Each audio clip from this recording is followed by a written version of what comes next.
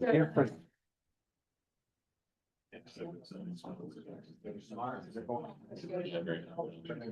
not bad. I mean, the colors. The dry here, it's drastic. Exactly right. So some In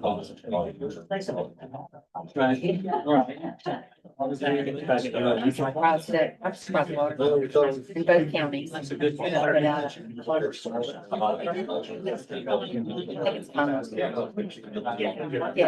Yeah. Pull out. I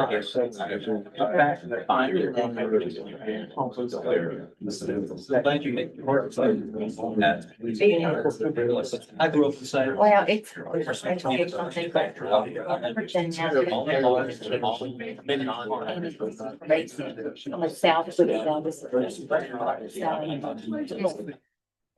Okay, this meeting of the Roanoke Valley Transportation Planning Organization scheduled for today, June 25th, 2026, here in the Regional Commission Building. Will please come to order. And so used to saying, would you please rise for pledge of allegiance? We can do that if you want. I'm standing up already anyway, but okay, we're gonna start with the roll call, please. Right Chair, Mr. Tuck. Here. Mr. Nicely. Mr. Ruffman. Here. Mr. Fidzikowski. I'm here. I'm here. Mr. North, Mr. Radford, Mr. Wallison, Mayor Cobb, Mayor Turk. Here. Mr. Holliday. Here. Mr. Lyles. Mr. Stovall. Mr. Price. Mr. Stewart. Here. Mr. Huber. Online. And welcome to speaker. We have a phone attention. Okay, so for remote attendance today, Mr. Steve Fidzikowski, representing Montgomery County, has requested to participate remotely in today's meeting of the Roanoke Valley Transportation Planning Organization under the TPO's policy for electronic meeting participation, allowing for remote participation for emergency, personal, or medical matters, and a physical forum is present. We have a physical forum. Mr. Fidzikowski is making a request due to a personal matter due to a meeting travel time conflict. All right. I guess we don't have to vote on that. We will allow participation. Thank you for being here with us, Steve. Yep. Thank you. Right. Next on our agenda is approval of consent agenda items. Approval of the agenda. Do I have motion to approve the agenda? So we can adopt the whole agenda and the minutes. Okay, we'll do them both at the same time. All right, and action on, were there any corrections or adjustments that need to be made to the May 28, 2026 RVTPO minutes? Anybody see any problems, any issues, any changes? Hearing none, then we will approve the consent agenda item and the minutes as written. Yeah, I do put a voice vote. Okay. All right, then we'll have a voice vote. All those in favor say aye. Aye. I'll remove it. Second. Oh, okay, so. The motion and second after had a voice vote. Okay, so we're okay. Thank you, keep me on track here. All right, this point, it is a point for remarks from the chair. Just so that you all are aware, before we go any further, July meeting is canceled. There'll be no RVTPO meeting held on July 23rd of 2026. And some remarks that, since Bill's not here, I get to do for you. So at its recent meeting, the CTB voted to transfer $193 million from its construction program to its maintenance program to close the gap on the unexpected impact of the storms. That is last month, and I apologize. That's for okay. No lie. I was gonna say, I think I have my copy in my purse. Apologize. That's okay. I did not. They did that last month. They did that. I have it because you sent it to me the There you first go. time. So we'll go with what I printed out. All right, let's redo this. Chairman's or vice chair's remarks. Beginning again, the Commonwealth Transportation Board's approval of the fiscal year 2027 through 2032 six-year improvement program is an important reminder that Virginia continues to make substantial investments across all modes, including the transit, rail, and passenger mobility. Statewide, the program commits 28.5 over 6 years with significant support for public transportation and rail through DRPT.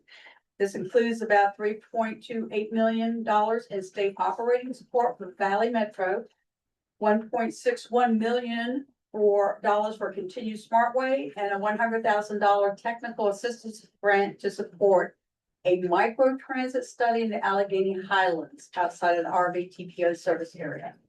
And on the highway side, one item of particular interest is the language directing VDOT in coordination with the Secretaries of Transportation and Commerce of Trade to engage stakeholders, including the Blue Ridge Innovations Corridor, before recommending which priority project or projects should move forward with the $90 million previously allocated to the US Route 220 corridor. We hope either through the RVTPO itself or through the Commission's broader legislative advocacy efforts to be part of that conversation. So that is the information that has been prepared that replaced the one I started to. And I believe that is the conclusion, plus the July meeting cancellation you all marked on your calendars. All right, next on our agenda, Build America Act update, and I turn this over to Jeremy to take care of that for us. I guess well, thank you all. I'm going to provide just a really brief informational update on sort of where we stand on federal transportation reauthorization. Initially, we were going to have Katie Economo from Campo. You may remember she presented to the group sort of the beginning of the reauthorization process. I've talked through where we stand now. She had a scheduling conflict, so you have a significant B team here, but she and I did walk through where the legislation is standing. And part of the reason I want to bring it to you is there may be some opportunities for the TPO or you at the local level to provide some feedback to our congressional folks to help maybe move this forward, particularly on the Senate side. This is not a comprehensive review of where Build America stands. With some highlights that are more pertinent to the TPO itself, but I'm happy to try to answer any questions or take any questions that may come from this back to AMPO and get you some more information on where things stand. So here's where we are on transportation reauthorization. Maybe aware the current reauthorization bill for transportation funding is the Infrastructure Investment and Jobs Act, IIJA, that expires in September. So this is Congress's effort to move a new reauthorization program through October, starting October 1. So far, the legislation that we're going to be talking about today is all on the House side. So nothing yet has moved over to the Senate side. There is no Senate bill matching this. So this is what the House is proposing. We're hoping those will get squared some point down the legislative process. Overall, what's being proposed for the bill is an increase in funding across four core areas. The core formula programs, which is where the TPO primarily lives with our planning, STBG, and other funding programs. A new bridge program, and we'll get a little bit of the details of that in a moment. Some discretionary grant programs like Safe Streets for All and others, as we'll talk about, this is one of the areas of the biggest changes in DOT's different kinds of targeted programs. And then federal lands and tribal programs, which we don't really interact here at the TPO. On the whole, this does reflect a general proposed increase in transportation funding, and kind of talk about the ways that this breaks down. One of the biggest changes is that the vast majority of federal funding on the House side is proposed to go into its core programs and away from some of the specific targeted grant areas. For example, the carbon reduction program, which was a new funding program under IIJA, is proposed to go away. that money will go kind of into the core programming. So as you can see, 90% of the funding is in federal formula programs. So that's structured, how that money moves to the states, down to locality regions and MPOs. There is an increase in the about 9% increase in what MPOs are expected to receive on the sort of planning side and PL funds. So that the students go through, the RVTPO would have more funding, undertake studies, purchase data, and some other things we'll talk about in a little bit. But again, this is the proposal, but the MPOs do better under this scheme, and that is a lot of what AMPO has been working on through the authorization process is positioning TPOs kind of as in a stronger program. In addition, this will also result in an increase in STBG. So the money that we get that is used for local projects or leveraged for smart scale, there is proposed to be an increase in that funding as well as our core planning funds. So this is sort of kind of another look at what MPOs are designated to receive. In addition to an overall larger share of the funding, the Build America Act includes a reduced or an increased federal share, a reduced local match share on that funding. So it's a 90-10 versus an 80-20, which is I think where the match is currently. In addition to that share, there's some additional flexibility under what we'll be able to do with the PL funds. As those of you who have been through the UPWP or Commission School Program process, kind of get a sense of how to make a project work. We often stack different kinds of funding to support staff time. The proposal here includes some additional flexibility for what we would be able to do under PL or how we'd be able to spend those funds to provide services to the MPO members. I will note there's also this kind of scheme for having MPOs be a direct recipient of federal funds versus programmed through the state. Please don't ask me any questions about the implications of that, because I think I would not be able to answer them. But that is one of the facets that's included here. We're going to try to learn more about what that would look like or what that might mean for us in terms of engaging directly with the federal level, or even if that's desirable for something like the RVTPO. These are sort of where kind of the three buckets the grant programs are going to go in. So I mentioned we're going to do this new bridge program that's going to provide some specific bridge funding, some of which will go through or consult with the TPO, even if it's not a project within the TPO. And certain bridges that will be more eligible for funding that weren't eligible for funding previously. That middle box, what you're seeing is largely the consolidation of some of these other grant programs. One of the only ones that survives is the Safe Streets for All under the Build America Act. So there is funding in that program, but I think most folks in the room have participated in the Safe Streets for All planning process, at least. So there is expected or proposed money to be in there for implementing those projects or continuing planning efforts for governments that have not been through the Safe Streets for All program. Again, that's one of the only that's projected to live out of some of the other specific, mode or outcome focused grant programs. The last one, every reauthorization bill has some kind of big grant program with Tiger, Raise, Build. The STAG is the new version of that under the Build America Act. Very large, flexible program that also largely subsumes some of those other grant programs. So the proposals to roll up a lot of those, again, mode or outcome specific programs into the STAG program so that there's a bigger pot of more flexible funding available for projects.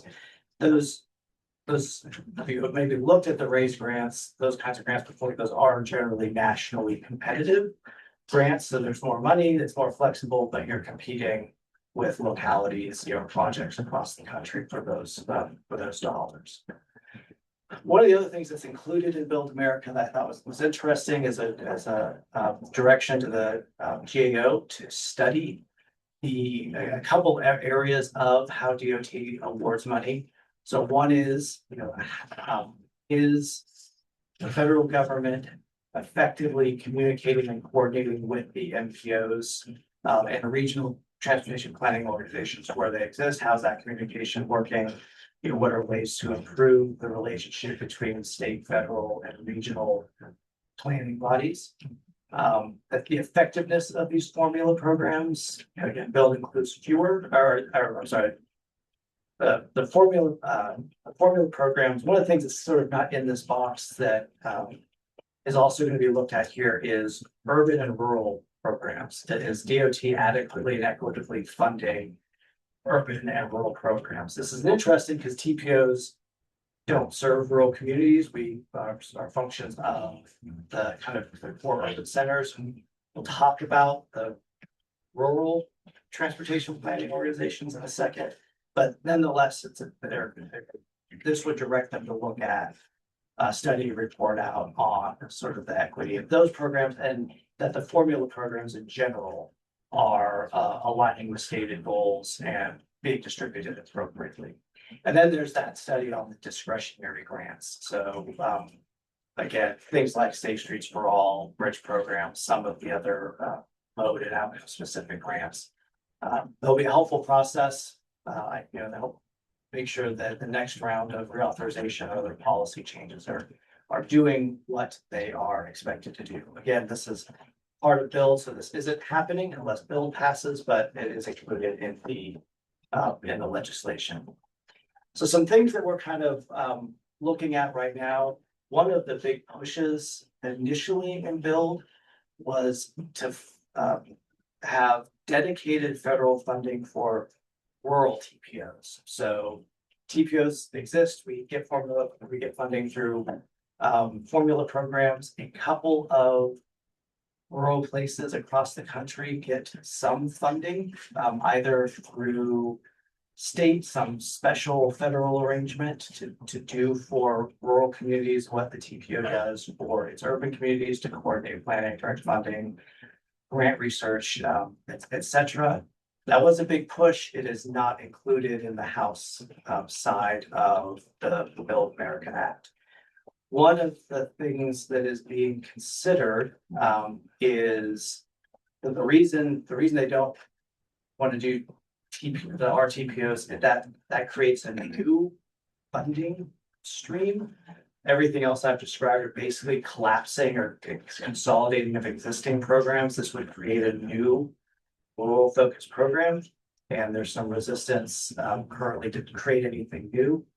One proposed solution would be to increase the funding that goes to the SPR program that states would get additional money to parcel out to regional planning organizations. So the regional commission, for example, gets $58,000 through SPR to do our rural transportation planning. So rather than creating new funding source, it might move towards increasing that funding source. That would be a good thing to get additional money. However, it's working within the strictures of that current SPR program, and states control kind of how that money is distributed. So it doesn't guarantee that a rural planning organizations would give maybe the funding they would like to get to do the work they need to do. They would rely on good partnerships with the states to make sure that that money moved in the right direction. Those are just some of that's kind of the concepts that's floating around out there. I also mentioned the reduction, the elimination of CRP. The TPO has programmed some projects through STVG, CRP, and TAP, transportation alternatives. The CRP would go away.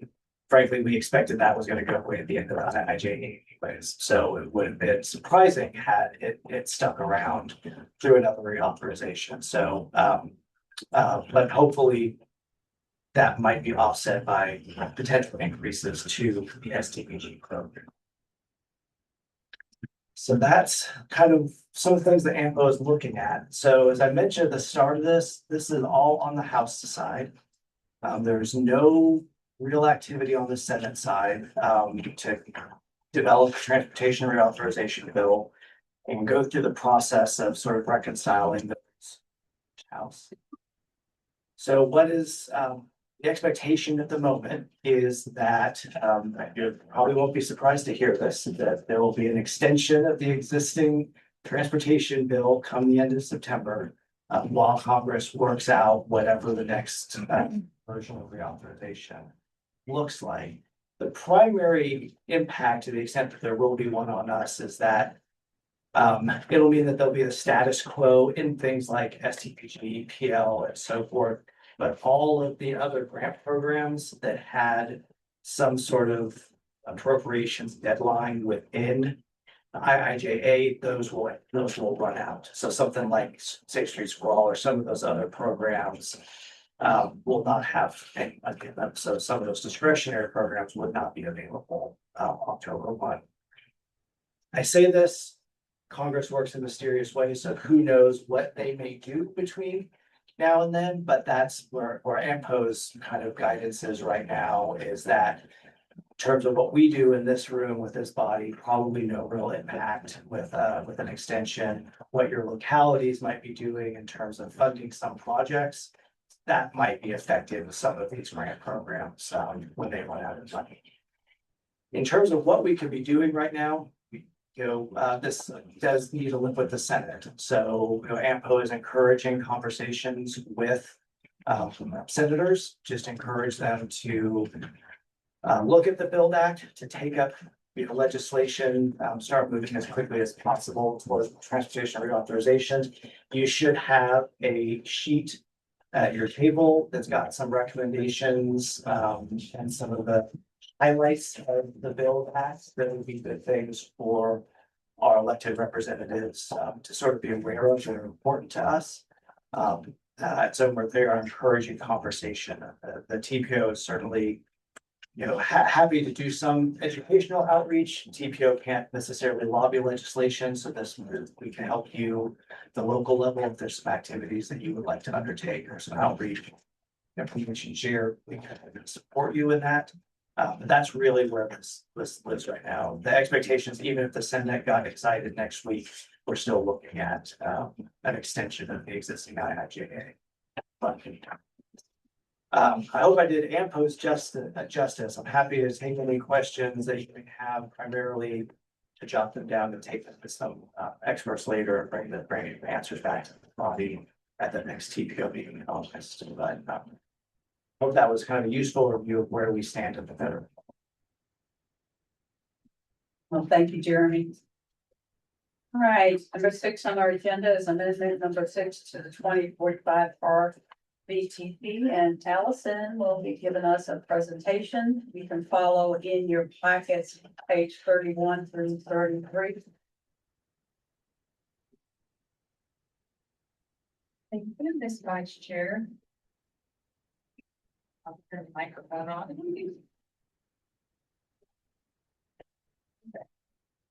You all hear me now? Okay, great. Thank you, Ms. Vice Chair. Hello, members of the board. So today, the first item that we'll be talking about is the Amendment 6 to the 2045 RVTP.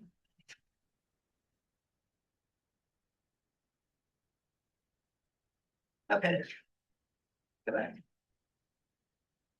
Okay.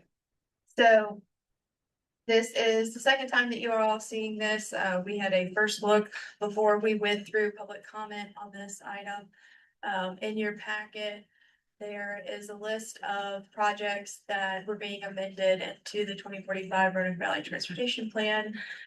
There were some administrative additions and changes, as well as amendments to add projects to the priority projects to pursue list, as well as the funded list, and then removal of closed out projects from the funded constrained list, which is around 35 projects after review from VDOT.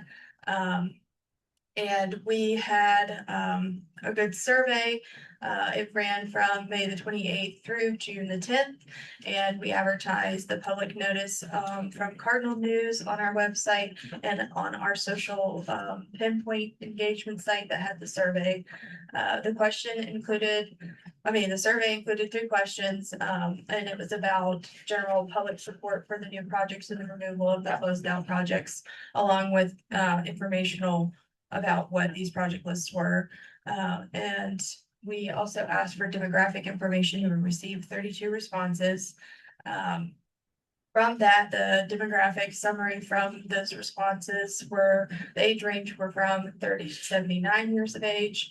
The participants were mainly identified as white with representation of American Indian or Alaskan Native.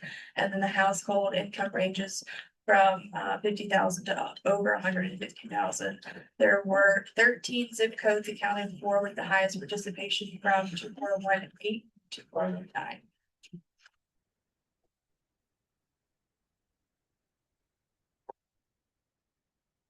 Do you have any questions?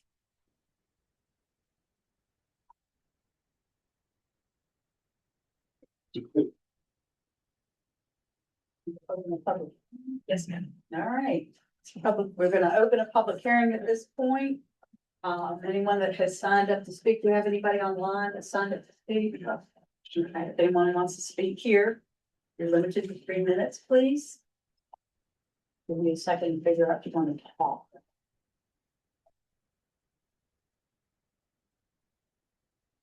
All right, we're gonna close the public hearing, no one came forward. Consideration of this resolution approving amendment number 6, I need a motion. Second. Who made the motion? Great, I'll second for the record. Second, all right, any discussion or questions? Voice vote then, all those in favor, aye. Aye.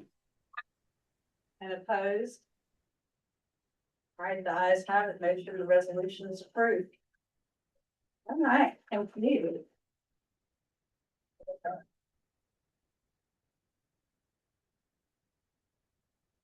Get to stay up there, Allison. Number 7 is smart scale endorsement. You'll find in your packets on page 35 to 36. And this is good. Go ahead and give us some information, Allison. Thank you. So this is for an update of the smart scale endorsement. I know last month we had a reminder, an update of what had happened since our previous endorsement, which occurred in February of 2026. Since then, just to give a little bit more background, since we're requesting an updated resolution, to give some background on this, since the resolution from February, staff worked with VDOT partners and localities to confirm eligibility, and there were some changes within the program. And with the changes, it was recommended that 3 of the projects that were previously endorsed, 2 from the TPO and 1 from the Regional Commission, to then be submitted to the localities. So that opened up some room for slots for us to have more people apply to then have us submit on their behalf, but also in conjunction with that, the addition of the innovative intersection being an eligible project type. So with those 2 things, our projects that were endorsed from the February had changed. So we're requesting an updated endorsement form so that the resolution can be incorporated into the smart scale applications for the projects that we can advance. The projects that we submitted pre-applications for and what we anticipate submitting final applications for. Okay, now I did it. I'm sorry. So these were the projects. So I mentioned these last month, but these are the 4 RVTPO pre-applications that were submitted. And the 2 new ones, I believe, are both innovative intersections that were added to this list, I think. So we're just asking for an updated endorsement to support the smart scale applications. All right, then. We would need to have a motion then. I would like to make a motion for approval of the resolution. Endorsement. I move to approve the resolution. All right, is there a second? Second. Any questions or discussion? Voice vote, all those in favor, say aye, please. Aye. Any opposed? All right, the ayes have it. Hey, thank you. You get to stay one more moment, Allison. This is draft title 6 implementation plan. You can find it on page 37 in your packets. And then we'll let Allison give us some information. Thank you. So the draft Title VI plan, this has been an ongoing process. We've been working on this plan for a little over a year and a half. And a little bit of background, since I know there are some new members since we talked about this last fall. The Roanoke Valley-Alleghany Regional Commission and the Roanoke Valley Transportation Planning Organization must maintain a Title VI implementation plan to assure compliance with the Civil Rights Act of 1964. This plan was fully updated in 21. And we had a federal certification review in 2024. And one of the informal recommendations was to update the plan at that time. So by April of 2025, we had the Virginia Department of Transportation, VDOT, their Civil Rights Office issued a notice for review. And staff had submitted a draft by September of 2025. And with final changes made by May of 2026 from the VDOT staff, sort of releasing us to finish and finalize the document. So the link that is in the staff report is of the draft plan. So this is all of the required information that we were requested to have. We had some findings through this process that we had to update. We had to, create a lot of different forms and compliance documents. So that is incorporated into the draft. It's quite a big document, but some of the other things that we created a part of this process was more update, was the discrimination complaint form, the contract Title VI evaluation form. We had updated the contract request for proposal for quote templates, and then a public notice template. So like I mentioned, this is a draft document, and we hope that people will be able to review it if you are interested and give feedback by early July, so we can continue to work on this and then come back to you in August to give you a finalized version for approval. All right, thank you, Allison. There's no action that we have to do on this. If you have any further questions, you can ask Allison. All right, is there any other business for the TPO today? That's all right.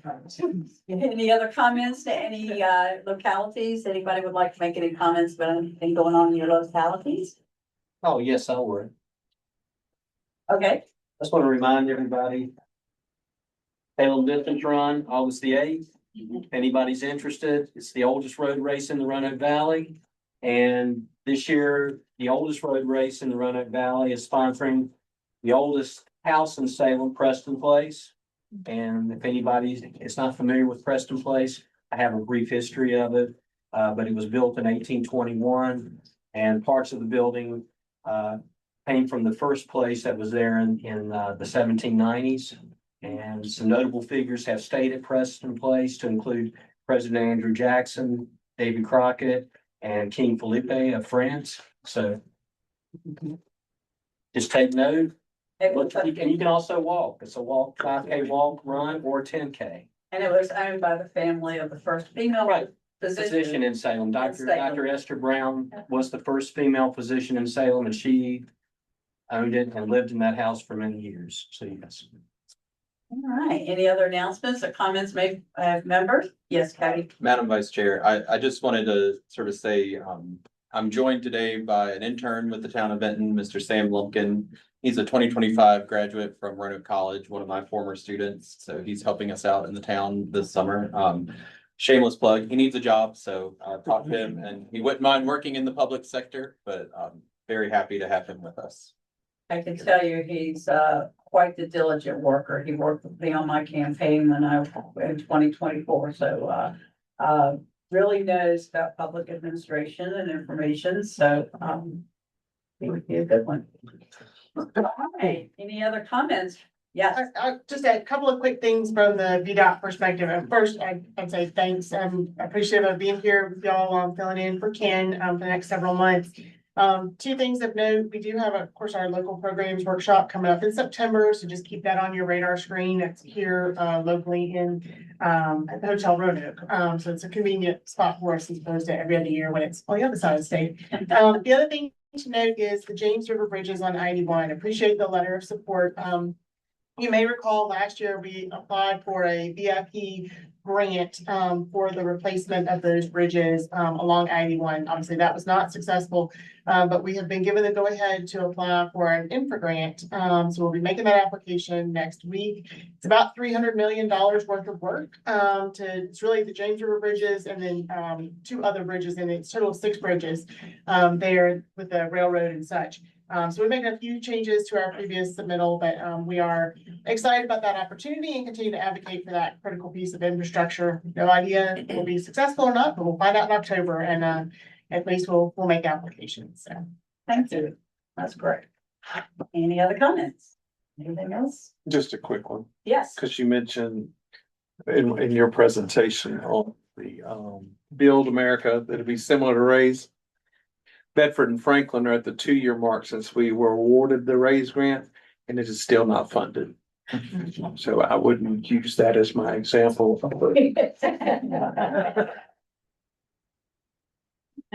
right. So hearing anybody else have any comments? May have a blessed July, safe summer, and this meeting is hereby adjourned.